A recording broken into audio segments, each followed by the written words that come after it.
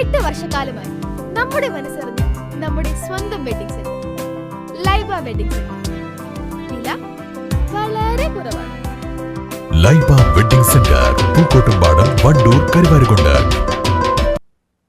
ജനപ്രിയ നടപടികളുമായി ചോക്കാട് ഗ്രാമപഞ്ചായത്ത് 2026-27 അവതരിപ്പിച്ച ബജറ്റ് പശ്ചാത്തല, ഗാർഹിക, ആരോഗ്യ, വനിതാ, കാർഷിക മേഖല എന്നിവയ്ക്ക് ഊന്നൽ നൽകുന്ന ബജറ്റാണ് വൈസ് പ്രസിഡന്റ് കെ ജുമൈല അവതരിപ്പിച്ചത്. ഗ്രാമപഞ്ചായത്തിലെ പശ്ചാത്തല മേഖലക്കും ഉൽപാദന മേഖലക്കും സേവന മേഖലക്കും പ്രാമുഖ്യം നൽകുന്നതാണ് ഈ ബജറ്റ്. സാധാരണക്കാരായ ഭവനരഹിതർക്ക് വാസയോഗ്യമായ വീട് നൽകുന്നതിന് വേണ്ടി ലൈഫ് ഭവന നിർമ്മാണ പദ്ധതിക്കും ഊർജ്ജ സംരക്ഷണം ഉറപ്പാക്കുന്നതിനായി സോളാർ പദ്ധതിക്കും കാർഷിക മേഖലയിലെ വിവിധ പദ്ധതികൾക്കും പ്രാമുഖ്യം നൽകുന്നതാണ് ഈ ബജറ്റ്. കാർഷിക മേഖലയ്ക്ക് 90,94,080 രൂപ മാറ്റിവെച്ചു. പാർപ്പിട മേഖലയ്ക്ക് 16,68,66,200 രൂപ മാറ്റിവെച്ചു. വനിതാ ഘടക പദ്ധതി 39,46,060 രൂപ. കുട്ടികൾ ഭിന്നശേഷി വിഭാഗക്കാർക്കായി 19,73,030 രൂപ.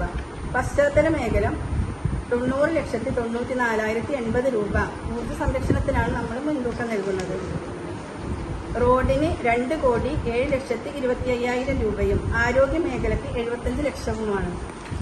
48,06,16,536 രൂപ വരവും 46,84,15,823 കോടി രൂപ ചിലവും 1,22,713 രൂപ മിച്ചവും വരുന്നതാണ് ബജറ്റ്. പാർപ്പിടം 16.98 കോടി, പശ്ചാത്തല മേഖല 2.90 കോടി, കാർഷികം 90 ലക്ഷം, ആരോഗ്യമേഖല 75 ലക്ഷം, വനിതാ ഘടക പദ്ധതി 39 ലക്ഷം എന്നിവയ്ക്കാണ് നടപ്പുവർഷം ഊന്നൽ നൽകിയിട്ടുള്ളത്.